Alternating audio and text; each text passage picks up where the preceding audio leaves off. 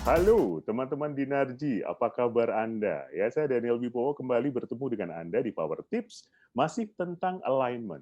Ingat minggu sebelumnya kita sudah membahas tentang mindset dan di belakang ada bocoran tentang bahwa mindset harus diterjemahkan ke dalam behavior. Bagaimana caranya? Kita langsung tanyakan ya pada konsultan Dinarji Indonesia, Vera Maringka. Hai Bu Vera.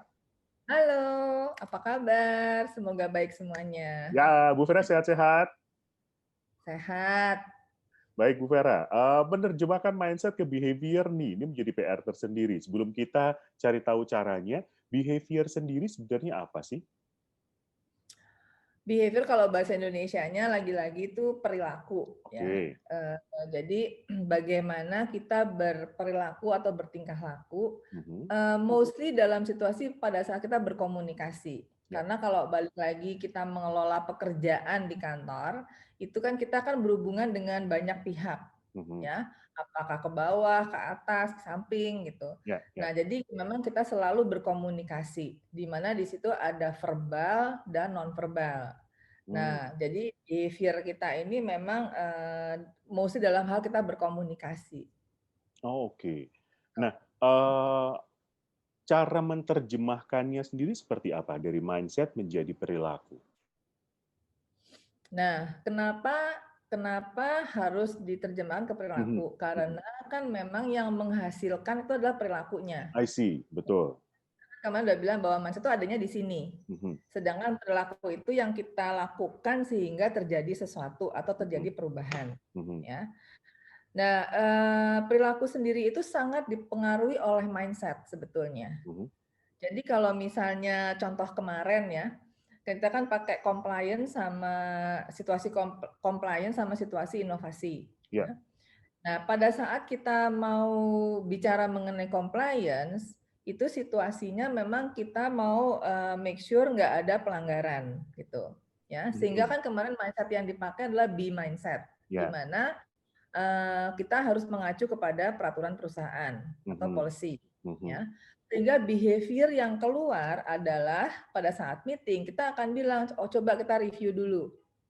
Apa polisinya gimana, peraturan Mhm. perusahaan gimana, values-nya gimana. Mhm. Coba kita cek dulu, apakah ini akan melanggar apa enggak, gimana supaya kita tidak melanggar. Mhm. Sehingga hasil yang tercapai adalah terjadinya kepatuhan. Ya, Jadi ya. tidak ada pelanggaran Mhm. gitu, ya. Sedangkan kalau situasi inovasi di mana kita mau menghasilkan sesuatu yang baru, Mhm. maka kan mindsetnya do, Mindset-nya do, ya. betul. Mindsetnya do yang kita mau udah coba dulu aja, Mhm. ya. Sehingga behavior yang keluar adalah kita mesti eksekusi nih, ya. Kita Mmm. mesti coba gitu. Nggak Mhm. usah perfect nggak apa-apa, tapi kita coba dulu. Maka yang terjadi adalah kita sama-sama bikin execution plan, Mhm. sehingga terjadi betul-betul eksekusi, dan dari eksekusi ini namanya inovasi ya, kita akan mendapatkan insight-insight baru yang bisa kita pakai nanti untuk version yang berikutnya, Oke. gitu ya. Nah, jadi apa di sini memang kenapa perlu jadi behavior karena behavior ini yang menghasilkan sesuatu. Oke, dan cara penerjemahannya tadi disesuaikan dengan situasi yang, terjadi begitu ya? Mhm, mhm. Oke. Jadi Nah, memang mhm, behavior ini sangat dipengaruhi oleh mindset kita. ketika kita berbicara dalam satu tim Bu, dalam perusahaan begitu, mindset-nya sudah sama nih, mindset untuk inovasi. Apakah behavior yang dihasilkan juga selalu sama dari setiap orang dalam tim tersebut? Behavior ini juga dipengaruhi oleh purpose tadi itu, ya. Mhm. Purpose-nya ini apa? Jadi behavior ini terjadi kalau sama-sama setuju bahwa purpose-nya adalah Oh. purpose tertentu, Mhm. ya. Contohnya kalau tadi yang compliance tadi Mhm. kan purpose-nya adalah tidak melanggar. Betul. Semua setuju nih bahwa tidak boleh terjadi pelanggaran, purpose-nya Mhm. sama. Mhm. Nah, itu nanti behavior-nya bisa menjadi seragam. Oh. Karena sama-sama menuju purpose-nya sama gitu. Mhm. Mhm. Atau contoh lain lagi misalnya kalau situasinya krisis, ya, Mhm. bagaimana nih kita menghadapi krisis. Saya harus melit tim saya untuk menghadapi suatu krisis. Mhm. Maka di sini saya behavior saya kan akan menjadi directing. Karena situasinya chaos di Betul, krisis. betul. Nah, pada saat purpose-nya adalah menghadapi krisis, di mana kita setuju bahwa saya yang nge-lead, yang ngasih direction, lalu tim saya adalah yang mengikuti. Ya, sehingga terjadi nih behavior yang align karena semua setuju bahwa role-nya saya yang ngasih direction, lalu mereka yang mengikuti direction saya. Terjadilah alignment di dalam behavior gitu. Nah, sebaliknya kalau misalnya purpose-nya adalah saya ingin mendevelop tim saya. Oke. Beda nih ya. Jadi sebuah situasi urgent tapi saya justru ingin long term, long run itu mendevelop tim saya. Nah, di sini yang harus terjadi adalah kan involvement. Ya, ini terjadi lagi nih bahwa saya harus punya behavior yang menginvolve tim saya, melibatkan gitu. Ya, saya akan nanya sama dia, 10 tahun ke depan atau 5 tahun ke depan, kamu tuh kepengennya kemana? Ya, saya pengennya ke sini. Oke, untuk menuju ke sana itu kira-kira kamu perlu belajar apa lagi? Gitu. Ya, sehingga di sini terjadi juga alignment, di mana alignment yang berbeda dengan yang tadi ya. Di sini terjadi alignment-nya adalah dia terlibat dalam planning-nya. Ya. Oke. Jadi yang mempengaruhi behavior adalah situasi dan juga purpose-nya. Nah, tipsnya nih Bu Vera, apa yang bisa dilakukan para leader nih agar timnya juga punya behavior yang align, sama seperti mindset yang juga align? Silakan. Jadi tips saya itu nomor 1 jelas, purpose-nya harus jelas. Ya. Jadi mau kita meeting itu ya atau kita kerjasama itu purpose-nya harus jelas. Ini maunya apa?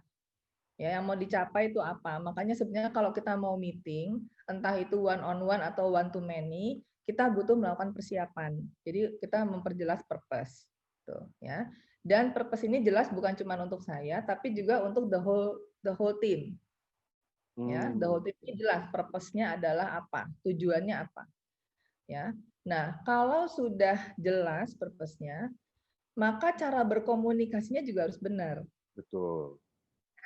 Jadi kalau tadi tuh situasi krisis, jangan pakai cara yang involving, nggak lagi, udah nggak keburu. Ya, harus pakai caranya directing gitu. Ya. Sedangkan kalau dalam situasi yang kita memang purpose-nya itu mau mendevelop, maka kita tidak bisa pakai directing. Cara berkomunikasinya tuh lebih involving. Gitu. Nah itu yang kedua. Yang ketiga, kedua belah pihak ini harus punya komitmen. Ya, sama-sama berkomitmen bahwa misalnya tadi situasi krisis, maka komitmen nih dua-duanya. Saya yang nge-lead, maka mereka yang ngikutin atau sebaliknya. Ngeyel gitu ya Bu ya. Iya. Betul. Jadi harus align gitu. Sedangkan kalau mendevelop juga ini harus align, komitmen juga bahwa saya komit untuk mendevelop dan yang mau didevelop pun punya komitmen bahwa dia juga akan actively terlibat. Dia akan benar-benar belajar. Nah, itulah terjadi alignment di situ. Oke, itu dia tipsnya. Mari kita recap singkat untuk tips bagaimana punya behavior yang juga align, Bu Vera. Silakan. Yang pertama adalah? Yang pertama, purpose-nya ditentukan dan harus jelas, ya, disetujui oleh the whole team. Yang kedua, cara berkomunikasinya harus tepat, baik itu verbal maupun non-verbal. Dan yang ketiga, kedua belah pihak harus punya komitmen. Oke, itu dia power tips yang bisa langsung Anda aplikasikan agar behavior tim Anda juga align sesuai dengan mindset yang juga sudah align sebelumnya. Ya, kita akan akhiri di sini. Jangan lupa untuk ikuti kembali power tips selanjutnya. Masih tentang alignment ada 1 episode lagi. Apa yang akan kita bahas? Tunggu di episode selanjutnya. Bu Vera, terima kasih. Terima kasih, semoga berguna. Oke, saya Daniel Wibowo di sini. Terima kasih, sampai jumpa. Sampai jumpa.